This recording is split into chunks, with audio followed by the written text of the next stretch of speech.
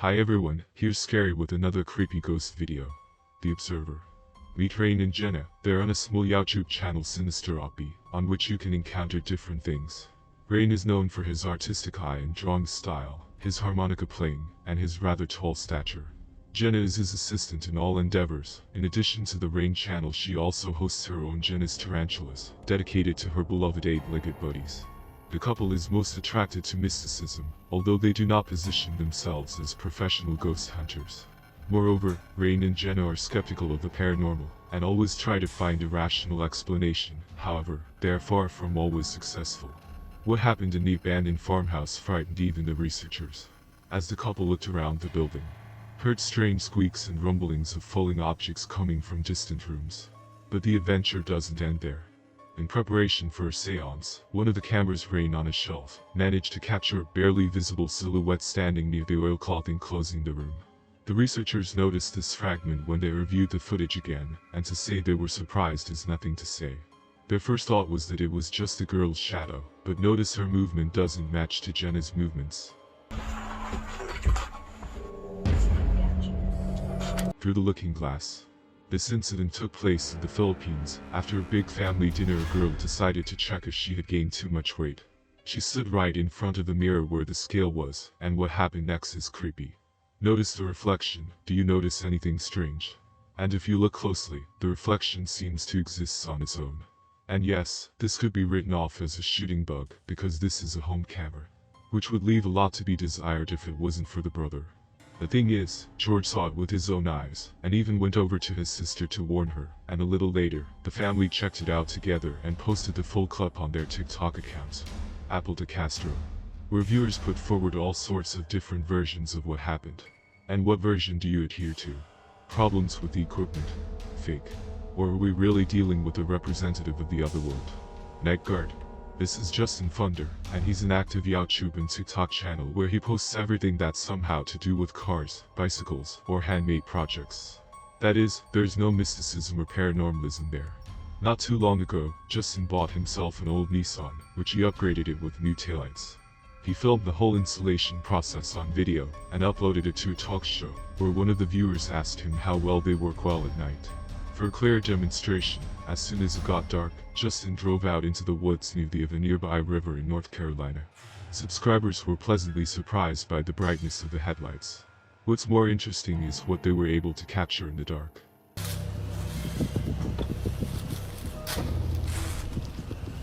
Disappeared out of sight behind a broad tree. After many comments, Justin reviewed the footage again, and decided to return to the same spot in the afternoon, to do his own investigation. The guy is inclined to think that the hand might have belonged to someone who was resting there at night, but it's still strange that someone would be out in the woods at this late hour, and even if it was, why was he following Justin? The boy next door. Paranormal explorers Key and Dell, running their YouTube channel, decide to spend the night at the historic Red Lion Hotel in Colchester, England. The hotel is a Grade I listed landmark building with original features from the Tudor era. It has a long history. It is associated with many tragic events that led to the loss of lives. And here is an example of one of them. Several hundred years ago there was a fire in the hotel that took the lives of small children, and nowadays the staff and guests of the Red Lion themselves say that a young boy's spirit haunts the place. Of a young boy. Most often it appears to children and scares them very much. The researchers decide to check personally if there really is something paranormal in the hotel. What they managed to capture with a static camera located in the restaurant shocked them. In one of the shots they can clearly see the ghostly silhouette of a small child who appears just for a few seconds. Key and L went over the tape 100 times, trying to replicate what had happened, and tried various theories, up to and including that it was all set up by the employees. But in the end they came to the conclusion that there really is something paranormal in the hotel. Night shift. Zoe is a registered nurse working the night shift at a nursing home located in the largest city and state capital of Western Australia, Perth. According to her, there's a special room where she works that gives the whole of the staff gets goosebumps. And being in it, the staff can feel someone's presence, not to mention the low temperatures, despite the fact that the batteries are on. Some even witnessed the chairs in the room moving on their own. And one night, Zoe and the rest of the boarding house staff noticed on the security cameras something very strange. First the lights in the room begin to flicker and dim in a bizarre pattern, and then right in front of the camera, a mysterious dark figure flashes twice.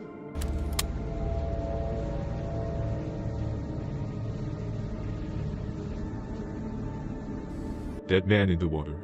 Oliver is a hiking enthusiast in the mountains. One day he went to one of the waterfalls in Malaysia, and then when he stopped in front of one, he decided to capture how many leeches were stuck to his socks. This is a standard situation for Oliver, but the fact that someone might be hiding behind the water curtain isn't really. It wasn't until the guy got home, downloaded the material onto his computer, that he noticed. Whoever it was dressed in a light white dress, and was also distinguished by long dark hair and thin outstretched arms. Of course, maybe it's just a fantasy or a montage. But what if it isn't? In any case, share your thoughts. No entry. The source of the next clip as well as the fate of the participants and the exact location are unknown. Presumably, this is one of Japan's old schools, which has been closed for renovation. Two teenagers went there to record a creepy short film, because the locals often talked about ghosts roaming the halls of the building. When they arrived, the boys came across fencing tape which read in black and white "No entry allowed," but that didn't seem to bother them in the least. The strange thing was that the door leading to the second floor, which had always been closed, this time was open, as if there was someone else in the school. But it was definitely not the workers, because it was late, and there was no light anywhere.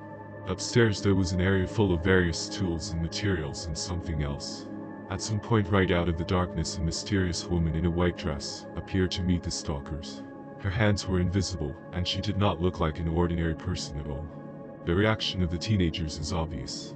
They immediately rushed to the exit loudly calling for help, and what happened next is only as anyone's guess. Anyway, I hope everyone survived. But the video is really creepy. Room 208. One day the popular Japanese YouTube channel Clipster received a strange message from one of its viewers. The user told a frightening story of what happened to him and his friends in an abandoned hotel in Japan, where they had come in a large group to have fun. At one point, Sarah, as one of the contestants was called, got separated from everyone else, and got lost in one of the corridors of the building. When the group finally found her, the following picture awaited them. The girl, hunched over and hugging herself with both arms, was standing by the mirror, muttering something, mumbling to herself under her nose. She did not respond to questions, could not move, and was not herself.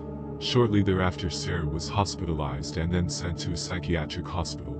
Her friends think it was the cursed room 208 that drove their friend crazy. In order to verify whether the story is true, experienced researcher Georgia Chan decides to visit the creepy hotel alone and videotape the whole thing. The building has not been occupied for more than 20 years, so because of the scattered debris and the general terrible condition, it was very difficult to find anything in it. The only thing the guy could look at was the old Japanese decor of that very room. After an hour of fruitless searching, Georgia Chang was about to leave when suddenly he heard the sound of a door closing from the end of the corridor. Strangely enough, it was this that led him to the right place. Going inside to room 208, the researcher didn't notice anything paranormal. It was just a shambles, but when he took a picture of himself in the mirror, he saw something watching him from the doorway. As Georgia Chang turned around, the figure began to run away into the next room, as evidenced by the sound of its footsteps. At this point, the boy realizes that the best solution is to go home and carefully study the tape. Do you think this creepy figure could have driven the poor girl insane? And what does room 208 have to do with the case?